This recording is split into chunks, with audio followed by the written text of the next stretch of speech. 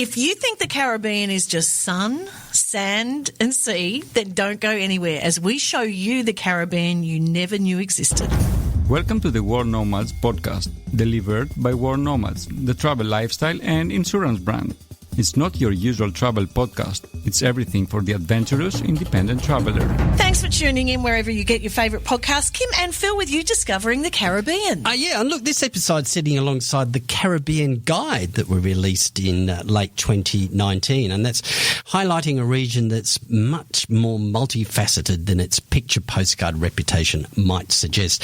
It's the region of the Americas that consists of the Caribbean Sea, obviously. It's many islands and the surrounding coasts.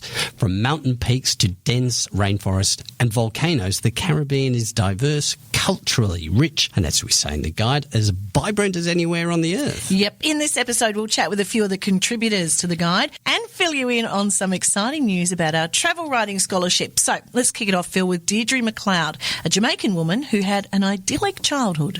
For me, yes, it was. It is. Like, I still live here. I've moved around a bit, but it is idyllic. It depends on also what your version is. But for me, growing up in Jamaica is having, sun all year around, being outdoors, playing with all of your cousins and having like a big family, which is an extended family of friends, of immediate family, going to the beach and just being able to explore. So for me, that was a big part of growing up. Well, we know that the Caribbean is more than beaches and reggae music. Exactly. Through it, then that does sound like an idyllic childhood. But take us through, the diversity. It's not just white sand and clear water. It really isn't just sun, sand, sea. You also have language differences. So you have the Spanish-speaking Caribbean, so you have Puerto Rico and the Dominican Republic. You have the English-speaking Caribbean, which includes Jamaica, St. Vincent, all the way to Trinidad and Tobago. But then there are also, other islands like Saint Martin that, it speaks French, with Martinique and Guadeloupe as well. You also have Dutch side of Saint Martin and Suriname, which is, we also like to claim Suriname. We do share a lot of history. So you have language differences across the Caribbean. You also have different ethnicities because of our history. To take Jamaica as an example, we have a large group of a Chinese population in Jamaica. We have a big Indian community. We also have, of course, persons of Afro-Caribbean descent. We also have, persons who are white. But I would say one of the for me, it's an interesting part of the Caribbean is that while you have this, it really is a melting pot of cultures. So our Chinese community comes together with our Indian community, with our Afro-Caribbean community to create the Jamaican culture. And this you can see across the Caribbean. So you can see it through our food, that we create. So we have curries, which are a big part of our cuisine. You can also see it through our music in terms of, we have Carnival, which talks about soca, and you can listen to calypso. You can also have reggae and dancehall. You have zouk. So for me, the interesting part of the Caribbean is that each of the different ethnicities, the different communities come together and participate and contribute their part of their culture to create that one Caribbean flavor, depending on the island that you go to. And it's different variations based on the island. Is Jamaica a safe place to visit? For me, yes. So one of the great parts of experiencing Jamaica is that I moved away for 7 years and I came back. And so I have a good example of coming back as like a foreigner, as like a visitor, because I'm returning, but I've also experienced Jamaica as a local. And I see the different dichotomies. But for me, it really is safe in the sense that you can travel around Jamaica and the Caribbean as, a solo traveler, which I do. I just jump in my car or get a driver and I go to different parishes. You can also walk around and just explore. You do have to pay attention to, which is for me, general safety rules, no matter where you go, pay attention to how much jewelry you have on, or, maybe taking care about the amount of money that you walk around with, and just paying attention to going out alone at night. But for me, this is something that I would do no matter where I am.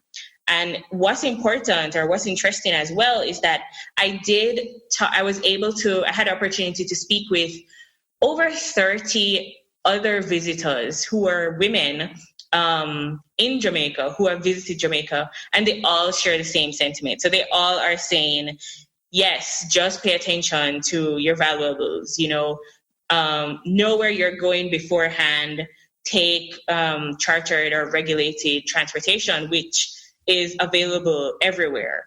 And but you're also safe. We had women who motorbiked around the country for 3 weeks and were okay. So for me, it is generally just a general safe place. It's not crazy. It's not, oh my God, what's going to happen to me? And those rules would apply to any type of traveller. Yeah, I would say, though, that one caveat might be, as a woman in the Caribbean, which for me, it's no matter if it's inappropriate, good, bad, or inappropriate, we do have our men who like to share their appreciation for the female form. And so you might have, you might be called and saying, hey, beautiful. That can sometimes be alarming. No, I would love that. Yeah, you would love it. But I've had friends who are like, this is so strange. Like, everybody just says, hey, or hi, you're so sexy today, or, you look great. And it was a strange, not necessarily overwhelming, but sometimes it might be. But that's also something for my friends who have visited, they've commented on as something different. Yeah, and I'm not being flippant, because I know that people don't like being commented on about the way they look. But when you get to a certain age, bring it on. So you have written an article for us on travel safety tips for Jamaica, women's safety tips for Jamaica, which we'll share in show notes.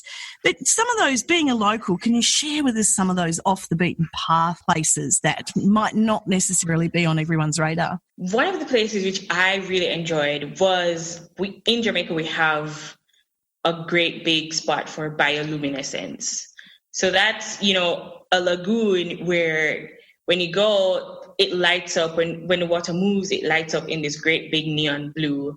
And for me, it was just a really great experience. It's in the dark. You do it at night to make sure that you really see the brightness of the light. So that's one thing that we have. We do also have like a lot of adventure encounters that you can go on. So you can do cave spelunking across the Caribbean. We have a lot of limestone caves as well in Jamaica. You can do a lot of zip lining or waterfalls. It's not just one. We have a main one for Jamaica, which is Dunzero Falls, but there are so many. Each parish has a waterfall that you can explore and discover. These are some of the off the beaten path things that you can do. Now, as you said, you come and go, and you've spent a lot of time in Europe, so you're very well travelled. Your site, Deirdre in Wonderland, does that cover travel tips and stories and from every place that you visited? Yes, it does. My mission for me is to get Caribbean women to travel more, to understand that it's attainable. So I do it by sharing my travel adventures, the places that I've been, sharing the different tips that I found out while traveling. I've been traveling, I think I've recently found out since I was 10 years old, every single year I've gone someplace. So I won't tell you how long I am now, but it's over 15 years of just yearly annual travel. And I do try to share my tips and open up the world to Caribbean, for me, women as well, because I find travel to be an empowering and exhilarating activity. And I want Caribbean women to know that they can do it as well as solo travel in group. And it's something that is attainable, and you can curate your own experience no matter your budget. Thank you, Deirdre. Links and show notes. And a parish, by the way, is like a province or a state. So I learnt something there. There are a lot of people to thank for their contribution to the guide, including Ellen Hall, our editorial producer, North America, who says our next guest, Phil, can chat about anything Caribbean. All right, it's Bill Fink, and he wrote a piece for our Caribbean guide about climbing the active Soufriere volcano on the island of St. Vincent. Last year, a tragedy unfolded when many visitors to a volcano in New Zealand's White Island died when it erupted. We asked Bill if he thinks exploring volcanoes is safe. I think it depends on the situation. You know, it's something where you need to check in with local experts to see how active it is, if there is any real danger of going there, or if it's kind of safely observed. The trip that I wrote up for the Caribbean guide on La Soufriere on St. Vincent, that's a volcano that hadn't really had an eruption for 100 years, was covered in jungle and lakes and waterfalls. So it's something that I really did consider being safe, particularly with the local guide that I had. With White Island, though, it hadn't erupted for around 100 years either. So I guess you've got to just take on board the warnings from operators and guides. True. I think that volcano is more in a situation where it really was, even though there hadn't been an eruption, it was very active with, bubbling sulfur pits and gases coming up. So it seemed to the untrained eye like mine that it would be a more dangerous situation, but obviously you have to go with what the experts are saying, and that was really a unfortunate situation where they seem to be wrong. Now, you're not a volcanologist, you're an adventurer. Tell us about your experience with the volcano in the Caribbean. Yeah, it was a situation where I wanted to do something to get away from the standard, just sit on the beach type holiday. And I found out about this adventure tour led by a local company that had been doing it for a while, where you hike up to the summit of the 4,000 foot, I guess that's about 1,300 meter elevation volcano of La Soufriere. And it was a pretty fun hike because you go through about 3 or 4 different ecosystems, coming from the thick jungle of the sea level and going through kind of a cloud rainforest, a lot of misting.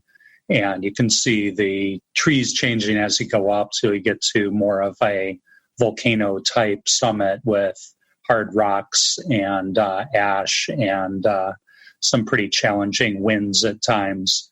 But it was a real fun experience, and it was a good full day of exercise to get up there and back again. Ellen tells us, and you have contributed the article for the Caribbean Guide, but you can chat. Well, she says this, you can wax lyrical about adventure travel in the Caribbean. Is she on the money there? And what else did you experience? Yeah, absolutely. I've had all kinds of wild adventures around the Caribbean by land and by sea. I've gone on some fun sailing trips around the Virgin Islands where you can really explore hidden coves and do some underwater adventures, exploring the reefs and stopping at little deserted beaches and climbing up into the hills and discovering all kinds of cactus that you didn't think would exist on a Caribbean island. So word to the wise there is if you're hiking inland, dress for it. Don't go up in a swimsuit and flip-flops, because some of these islands have some pretty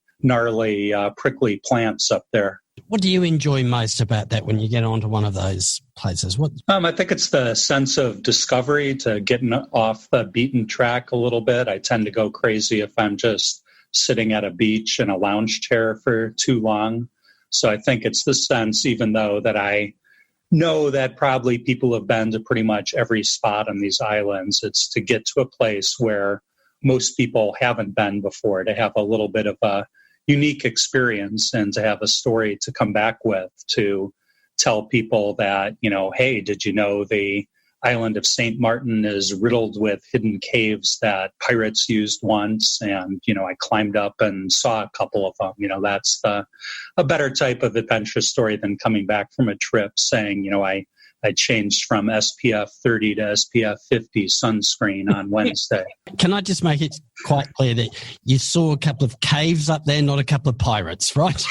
Yes. That's my knowledge anyway. The guides seem trustworthy. Without giving away your secret place, have you got a favourite spot? Maybe some of the lesser visited islands. St. Vincent might be one of them. That's really kind of off the standard tourist track. It's a little less developed. Seems like more of a local scene versus, going to the, say, built-up beaches of the Dominican Republic where you're in these, self-contained bubble of a resort. But even there as well, if you get off the beaten track, I think there's plenty to see. Well, Bill, we are all about getting off the beaten track, but let's rewind to that disaster that was the eruption of White Island in New Zealand last year and revisit a chat we had with a volcanologist for a World Nomads Travel Safety article in which he mentions the volcano that Bill climbed. But we asked him why the volcano on White Island exploded not once, but twice. Yes, it's an interesting case, and it's not unique around the world, but this particular eruption is one that's hard to predict, and it stems from interaction of magma, liquid rock at over 1,000 degrees Celsius, with coldish groundwater. And the interesting thing about White Island is it's a crater, top of a 1,500-meter, mostly submarine volcano. The crater's breached to the east, and in that crater accumulates rainfall, and also seawater can get access to the structure. So you've got a magma body sitting in the crust below the crater, and the geologists are really interested in that because the magma giving off gases and also interacting with the groundwater produces a series of minerals.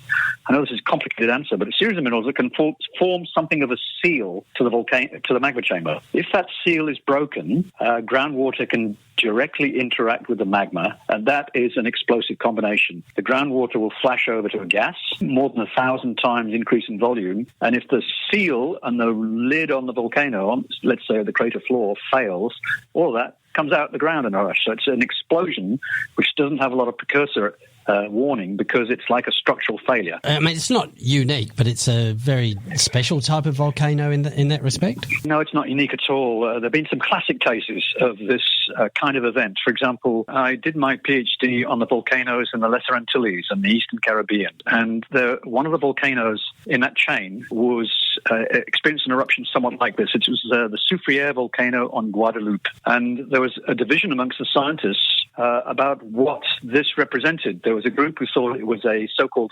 phreatomagmatic eruption. Now, phreatomagmatic is a fancy word for magma-water interaction. An explosion of this type that's just occurred at White Island, we think. And another group who thought, no, the eruption that occurred was a precursor to something much more serious, like the initiation of a cycle of eruptive activities, such as occurred on Mount Agung in eastern Bali a couple of years ago. In the case of the latter, that's serious news because you've got to get people out of the way of the volcano, and it could go on for weeks, months, or whatever.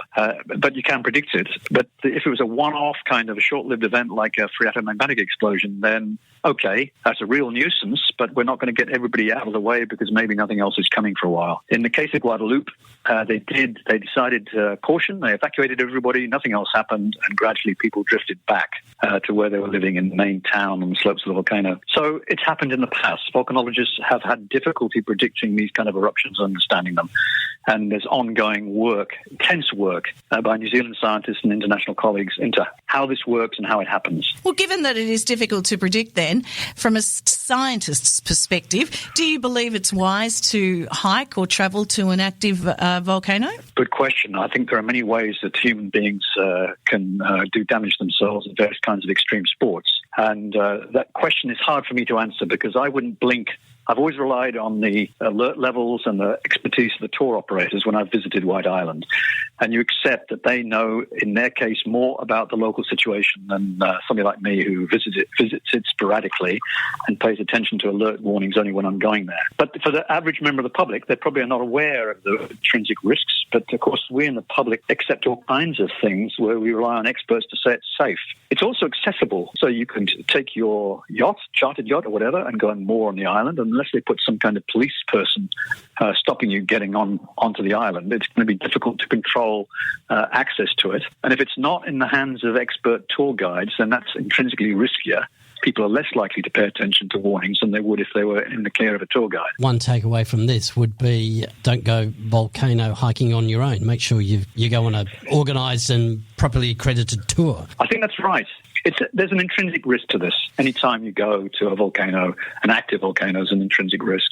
Professor Richard Arculis from the Australian National University there. Phil, what is travel news? I was talking about disasters. At the time of recording this, Australia was in the grip of some pretty major bushfires. Look, they've even caused the US State Department to raise the travel alert for Australia. But I think it's important that people don't overreact to this at the moment. Despite the media reports, not all of Australia is on fire. It's a massive 26 million acres of land that has been burned. The affected area is about the size of Southern California. But Australia is a big place. It's almost the same size as the USA. And in area, it's actually 1.9 billion acres. So the fires have affected about just over 1%, 1.3% of the land masses. And that's burned land. Fire has passed through those areas. It's not still on fire everywhere in that, 26 million acres. No, and those communities want people to go back and start spending money. Yeah, I was trying to check on this. I don't think there are any parts where people are not allowed to go still at the moment. Malakuta, there's no way in or out still. Yeah. Okay. But that's, again, at the time of recording. Okay, and don't forget as well, Australia is a big country. Our tropical north is in the middle of the wet season, our summertime there. So from Cairns to Darwin, and including Kakadu and over to the Kimberley and Western Australia, that's their wet season up there, so they're completely unaffected by the fires. And our major cities where, many of our more popular attractions lie, they're large urban conglomerations, so while the air may be thick with smoke from time to time, really thick, they're not under direct threat of it. So don't write Australia off right now. We appreciate all the support and help that's come through, and these are, really very devastating fires that have been through. But don't mistake it. The whole place is not on fire. No, it's a huge country. Can I put this on record? Yes. I had drinks with someone from the country on the weekend. Yes. They know a beekeeper. Yes. And the beekeeper said the way the bees are behaving at the moment, that we should see floods in Australia in March. I love a sunburnt country. Hey, last bit of travel news. Remember when we did the episode on the Philippines, I mentioned the world's largest island in a lake on an island in a lake on an island? I think it was that great quiz question you used to kick that's off right. with. Yeah. Well, it's not there anymore. What? Yeah, the volcano in the Philippines? Yeah. Yeah, it's that. It's blown up. Oh, no. Yeah. The lake in the island is the caldera of the volcano that's south of Manila that's just gone off and closed Manila Airport. So I don't know if that's there at the moment. Last reading, I think there's 80,000 people evacuated from the nearby region just as a precaution, but Manila Airport was closed because of ash cloud. So I'm not sure when that was going to open. But it is the second most active volcano in the Philippines, so it's gone off 36 times in the last decade. So, but anyway, so it doesn't exist. That's terrible. That again at the time of recording. Is that it? Yeah, that's it. Apart from, remember we promised some news on our travel writing scholarship. Well, if you're a keen writer and interested in travelling to the Caribbean, then make sure you're subscribed to the scholarships mailing list to be the first to hear about an upcoming opportunity. A link in our show notes. Go and check it out. Thanks for that, Phil. Now let's get back to the Caribbean because we're going to talk bomba with Lily. But I thought I would put out the call around our talented staff here in the Sydney office to see if anyone could play bomba music, right? Which is specific to Puerto Rico. Okay. Simona said, no, I can't do that, but I can do salsa. I thought, is that drawing a long bow? Because you don't want to disrespect the bomba. But I have since read... There's a T-shirt. Just don't disrespect the bomba. That bomba is both a traditional dance and music style of Puerto Rico, which Lily will explain. But today, bomba can be found anywhere on Puerto Rico and in fusion with styles like jazz or salsa music. Oh, well, there you go. We're good. There there's the link. Thank you. And you're really nervous, aren't you? A bit, just because I usually play with music. Well, we could get something up, I suppose. But how did you learn to do is this a bongo drum? No, okay, so I play the congas. The congas are a drum which come predominantly from Cuba. And when I travelled to Cuba back in 2016 to celebrate my graduation from the ANU, I went with a friend and I absolutely fell in love with everything percussion. As a child, I used to play the djembe drums in Senegal. I grew up there. So when I went back to Cuba, I was like, I have to go back into drums. And so I started taking classes with a percussionist in Canberra from Chile. And ever since then, I just play for fun and I've played it some nights. So we didn't know that. There was so much packed into that. Wait a minute, Senegal? Right, okay. This is why we have to ask around the office. It's just some incredible people sitting there, and with this history. So you know about bomba music then? I know. I love bomba music. It's very hard to play. It's played with a slightly different drum, but it's from Puerto Rico. They share very similar rhythms. So do you play in a band? No, I don't. I've played at nights before, but no, not in a band. My conga drums are in Canberra. Oh. And I live in an apartment here, so it's a bit hard. Yeah, a little bit hard. Yeah. So this one is called what again? I think he's most similar to a djembe drum, which is from, I think, Africa. Oh, cool. Yeah. So you said you normally play along to a song, so this is putting you to the test, because we just want to get into the chat with Lily with a little bit of rhythm happening. Sure, yeah, so we can shake our booty. Yeah. Take it away. Okay.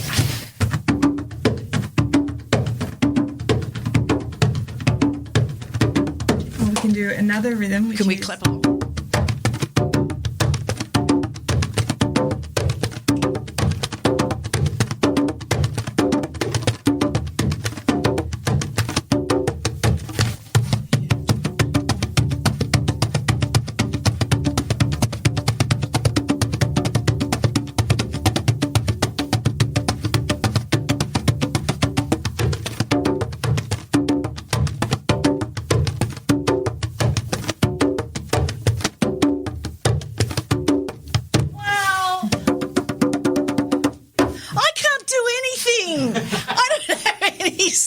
Like that. That's really cool. Thank you for doing that. To the congas, because you'd have two, but you want improvisers. That is very, very cool. So at some stage you obviously travelled. Would you consider going to Puerto Rico and I would love to. That's the next on my trip.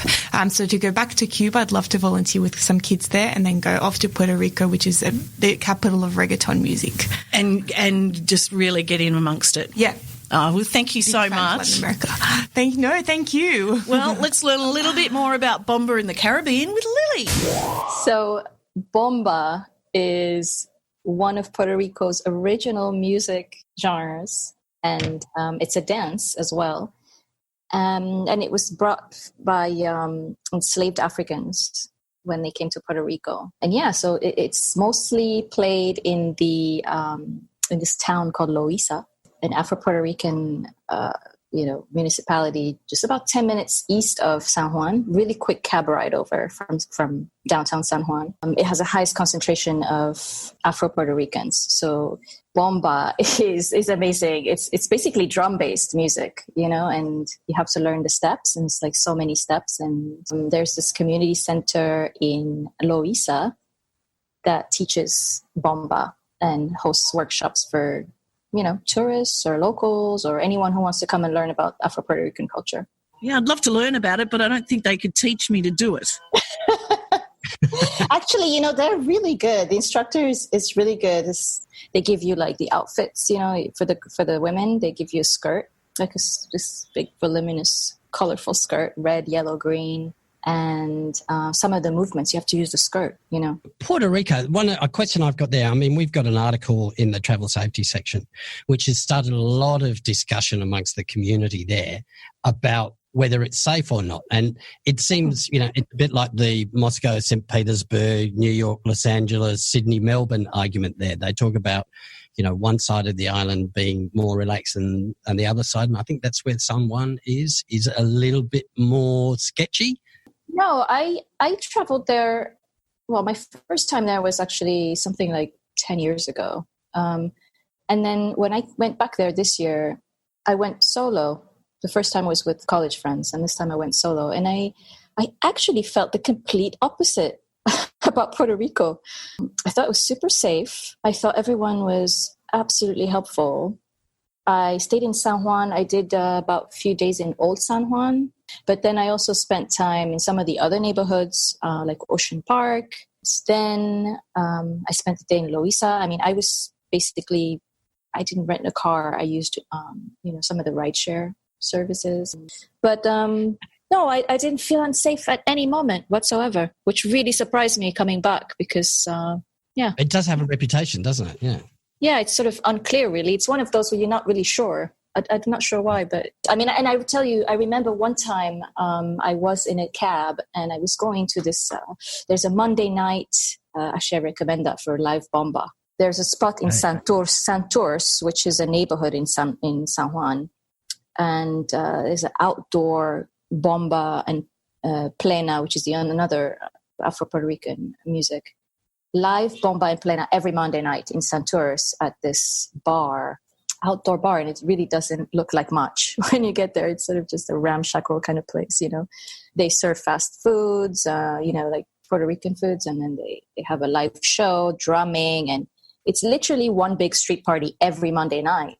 And when I was heading there in the cab, I was kind of feeling a bit weird because it was, for a while there, we were going down really dark roads, and I was wondering, whether it was a good idea. And I asked the cab driver, have you ever been to this place, And he said, no, I've never been there, but I've heard about these Monday night live bands, but I've never been there, so I can't say. And then he kind of felt that I was sort of unsure. So when we got there, I did see that there were a lot of people there already, but he said to me, if at any point you feel uncomfortable, you can call and I will come back and pick you up and take you back to your hotel. And I thought, wow, that's super nice. I mean... That is super nice. And also, can I just give a golf clap for a party on a Monday night? Well done. Yeah. Yes. Yeah. Hey, I actually left thinking, why don't we have this elsewhere in the Caribbean?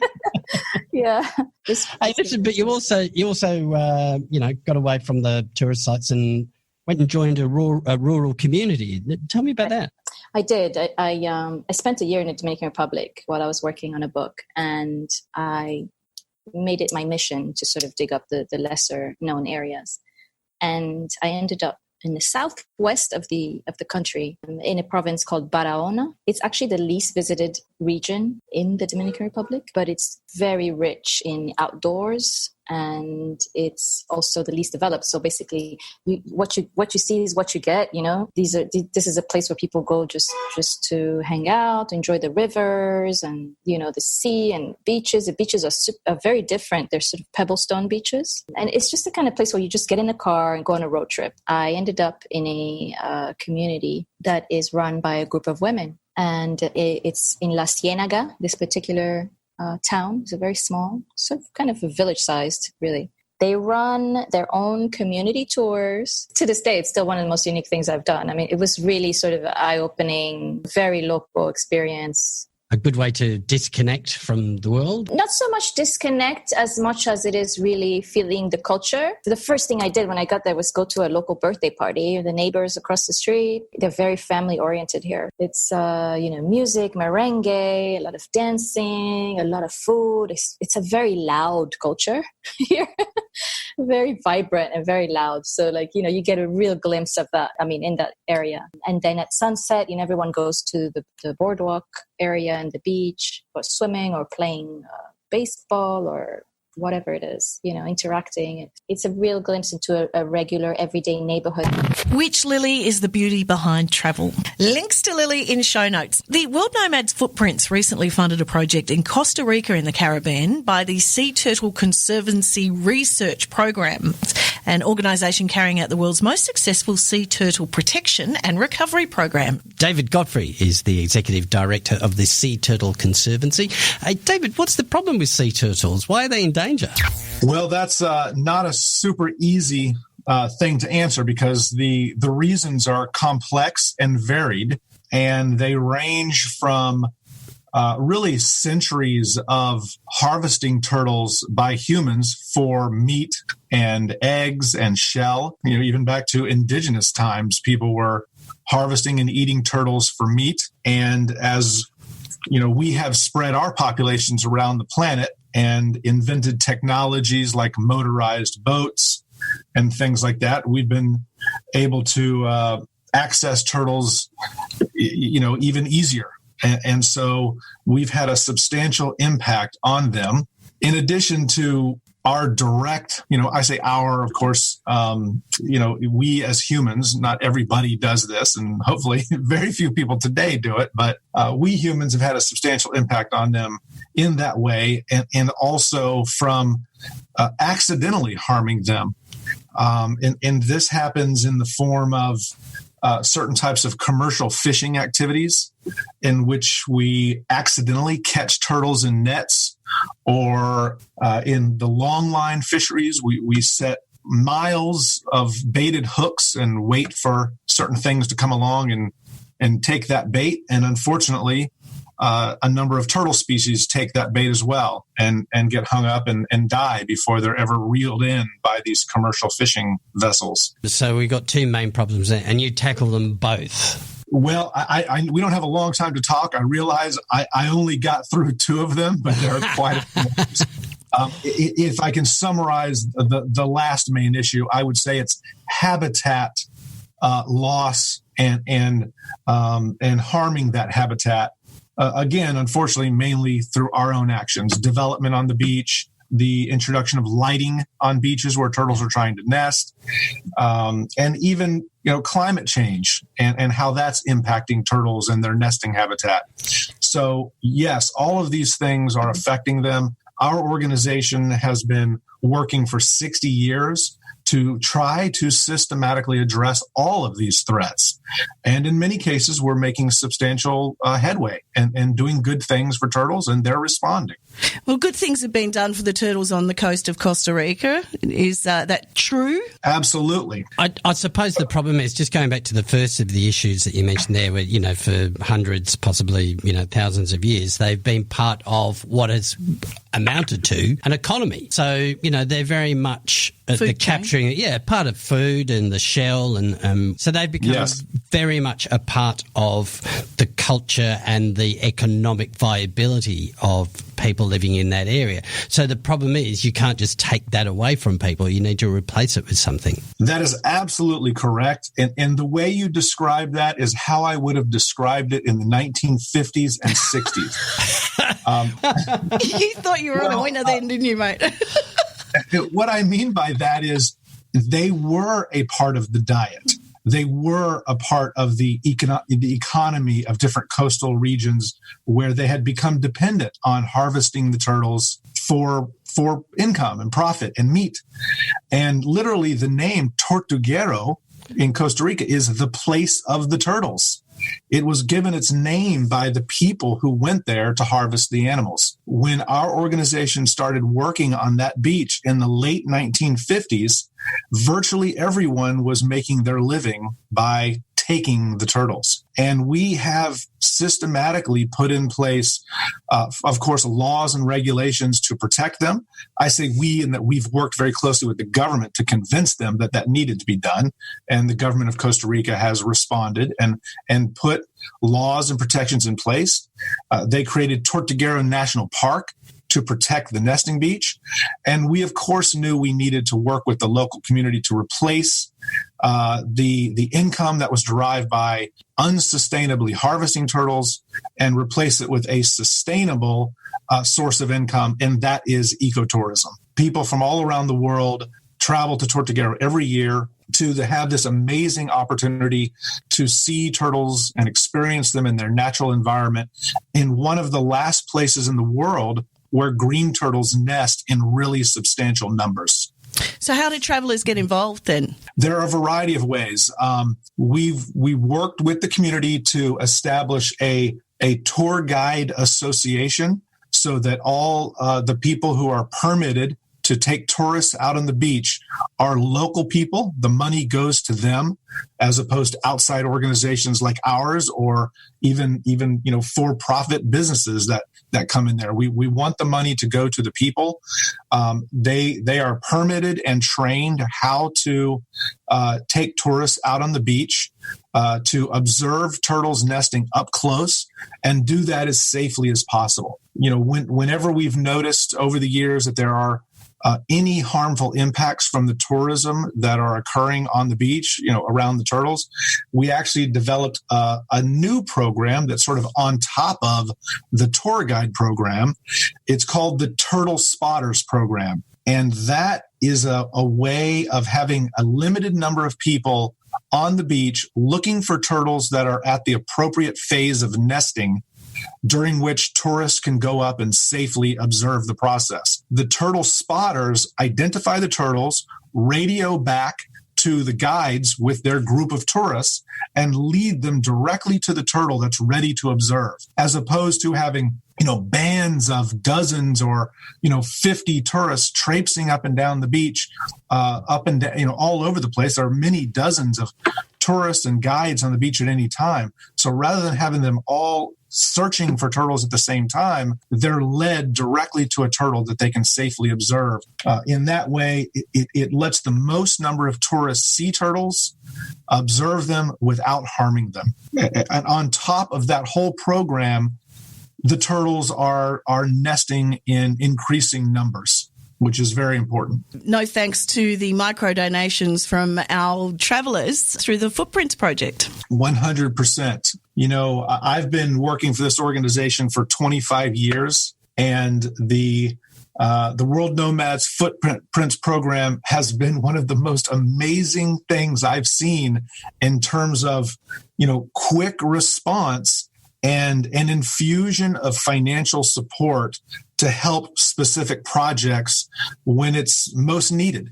I mean, it can take sometimes almost a year to develop a relationship with, say, a private foundation or a donor, write a grant proposal, and wait for the board to review it and finally reward the money and then get that money to you.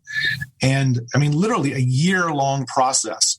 The Footprints program is very efficient. We can describe a project and what urgent need we have. In a relatively short period of time, we can have a project put up on the website, and the clients begin to make these micro donations immediately, and you can watch the goal be met relatively quickly. And that's important in conservation because you can respond to threats quickly. You can take advantage of opportunities for, community support when it's needed. And we just couldn't be more pleased to be associated with the program. There is a film in show notes about the project, which was a finalist in the 4th Shorty Social Good Awards recently, I'm pleased to say. It's a great film. Well, that wraps up our episode on the Caribbean. Links to the guide in show notes, which you can download for free. And thanks for listening. There are hundreds of thousands of podcasts out there, and you've chosen to listen to ours. So don't forget to tell your friends about it. Next week, Phil? Lungi, who was afraid of the open sea, but is now an accomplished sailor, yet describes herself as a humble Zulu girl. Bye. Bye.